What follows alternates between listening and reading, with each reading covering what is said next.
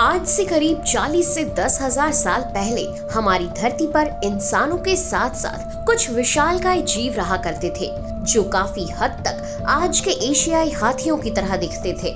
इन जीवों का शरीर पूरी तरह से विशाल बालों से ढका होता था और इन्हें मैमथ के नाम से जाना जाता था। आज के इस वीडियो में हम आपको इन्हीं विशाल मैमथ की कुछ प्रजातियों के बारे में बताने वाले हैं। तो चलिए बिना किसी देर के शुरू करते हैं। सबसे पहले आते हैं अफ्रीकन मैमथ। नाम से ही पता चलता है कि ये अफ्रीका के क्षेत्र में पाए जाते होंगे। ये मैमथ की दूसरी सबसे पुरानी प्रजाति है, जिसका मतलब कि आप इन्हें दुनिया में आए सबसे पहले हाथियों में से एक भी मान सकते हैं। ये पृथ्वी पर तकरीबन 30 लाख साल पहले आए थे और लगभग 16.5 लाख साल बाद इस दुनिया से पूरी तरह से विलुप्त हो गए।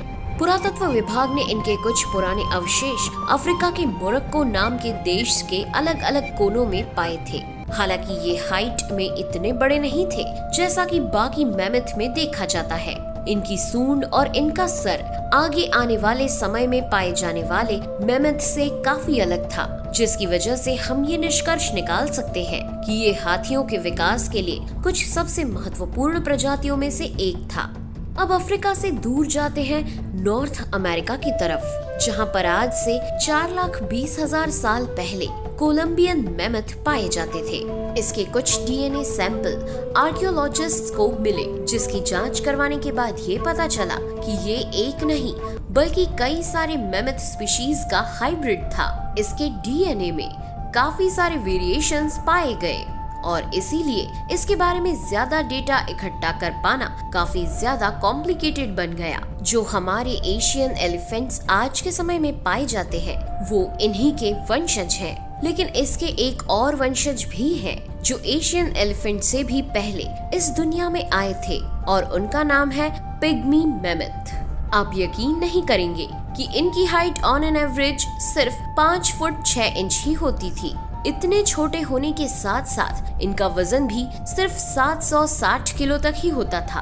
अगर आप अभी भी नहीं चौंके तो हमारे पास आपको चौंकाने के लिए एक और मैमथ मौजूद है और इसका नाम है सारादीनियन मैमथ और इनकी औसतन लंबाई सिर्फ 1.4 मीटर यानी कि 4 फुट 5 इंच के आसपास की होती थी।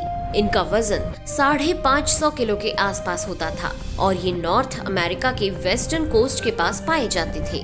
और अब हमारे सबसे विशाल मैमथ्स में से एक साउदर्न मैमथ, 13.6 फीट से भी ऊपर की ऊंचाई, 12 टन का औसतन वजन। इनके चलने से धरती गरजने लगे इस प्रकार का शरीर। आप यकीन मानिए, अगर आपके सामने एक असली साउदर्न मैमथ आ जाए तो आप वाकई में बेहोश हो जाएंगे। इनकी केवल सूंड ही 3 से 5 फुट की होती थी। वैसे तो ये इटली में पाए जाते थे, लेकिन इनके अवशेष दुनिया के कई सारे हिस्सों में भी मिले हैं। क्या आपको पता है कि आइस एज मूवी में जो मैमथ था जिसका नाम मैनी था, वो कौन सी स्पीशीज का था? तो इसका जवाब है वुली मैमथ। ऐसा कहा जाता है कि ये इस दुनिया पर विलुप्त होने वाला सबसे आखिरी मैमथ था। प्री हिस्टोरिक पेंटिंग्स में इसका सबसे ज्यादा जिक्र है।